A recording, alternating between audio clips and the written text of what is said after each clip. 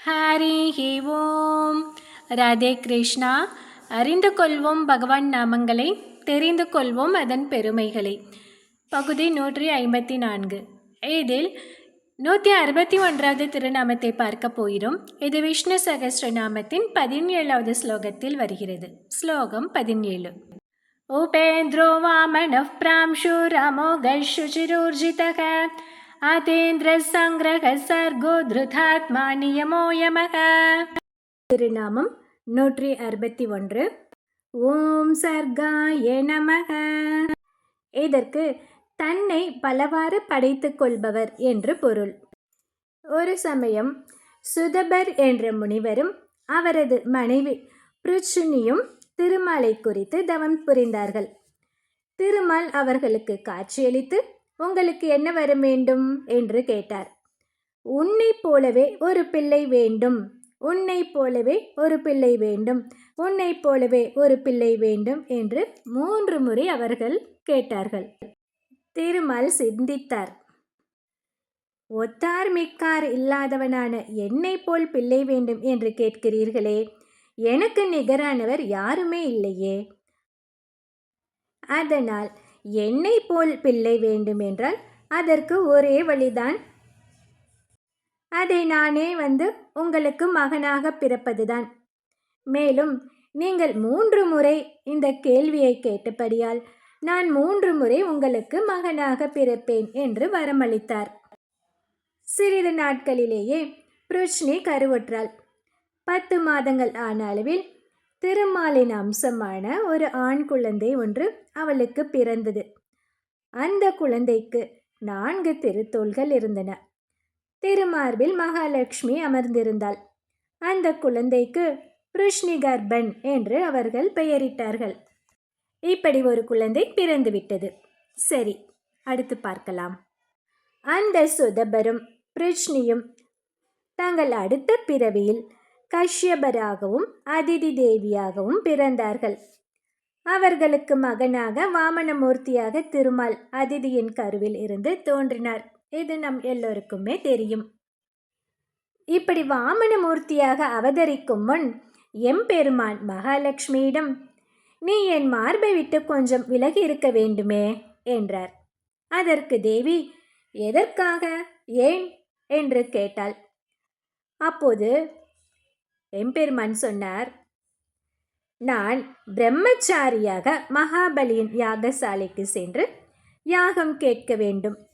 அதனால் என் மனைவியான நீ மார்பில் அமர்ந்திருந்தால் நான் பிரம்மச்சாரி அல்ல, கிருஹஸ்தன் என்று மகாபலி அறிந்து கொள்வான் என்று சொன்னார். அதற்கு தேவி என்ன சொன்னார்கள் தெரியுமா? அது உங்கள் கவலை. ஆனால் இந்த திருமார்பை விட்டு ஒரு நொடி கூட நான் அகல மாட்டேன். மேலும் நீங்கள் அடியார்களுக்கு அருள் புரிவதற்காக பிறக்கும் போது நானும் உங்களோடு பிறப்பேன் என்று சொன்னாள் மகாலட்சுமி. அதனால் வேறு வழி இல்லாமல் வாமனமூர்த்தியும் அவதரிக்கும் போது திருமார்பில் மகாலட்சுமியோடு தோன்றினார். ஆனாலும் அவளை மறைக்கும் விதமாக மான் தோலை மார்பில் அணிந்து கொண்டு மகாபலியிடம் சென்றார். இப்படி 2வது குழந்தையும் பிறந்து விட்டதா? அடுத்து 3வது குழந்தை என்ன என்று பார்க்கலாமா? அந்த சுதபரும் பிருச்சினியும் முதல் பிறவியில் பிருஷ்ணி கர்ப்பன் என்ற ஒரு குழந்தையை பெற்றார்கள். பிறகு அவர்களே அடுத்த பிறவியில் கஷ்யப முனிவராகவும் அதிதியாகவும் 2வது குழந்தையை பெற்றார்கள். இப்போது அவர்களே தங்களுடைய அடுத்த பிறவியில் வசுதேவராகவும் தேவகியாகவும் பிறப்பெடுத்தார்கள். அவர்களுக்கு மகனாக கண்ணன் அவதரித்தான். கண்ணன் பிறக்கும் போதே சங்கு சக்கரம் உள்ளிட்ட ஆயுதங்களோடும் 4 திருத்தோள்களோடும் திருமார்பில் மகாலட்சுமியோடும் உந்தி தாமரையோடும் தோன்றினான்.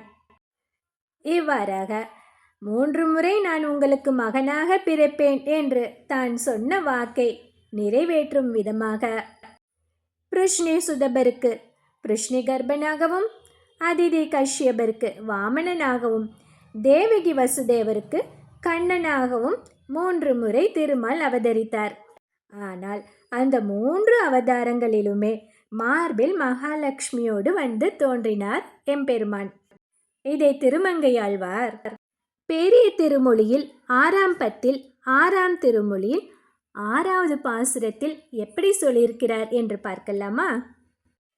தன்னாலே தன் உருவம் பயந்து தானாய் தயங்கொழி சேர் மூவுலகும் தானாய் வானாய் தன்னாலே தன் உருவில் மூர்த்தி மூன்றாய் தானாயன் ஆயினான் சரண் ஒன்று உய்வேர் மின்னாடு வேலேந்து விளந்தை வேலை விண்ணேறு தனி வேலுய்த்து உலகமாண்ட தென்னாடன் குடகொங்கன் சோழன் சேர்ந்த திருநறையூர் மணிமாடம் சேர்மின்களே என்று பாடியுள்ளார்.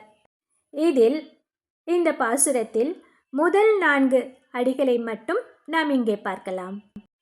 தன் எண்ணப்படி தன் வடிவை அமைத்து கொண்டவனாய் பிரகாசமான 3 உலகங்களையும் தனக்குள்ளே அடக்கியவனாய் பரந்த ஆகாயமாய் தனது விருப்பப்படி தன் உருவத்திலிருந்து மும்மூர்த்திகளையும் படைத்தவனாய் ஆயர்குலத்து கண்ணனாய் அவதரித்தவனை சரணமடைந்து மேன்மை பெற ஆசைப்படுபவர்களே என்று கூறுகிறார் திருமங்கை ஆழ்வார்.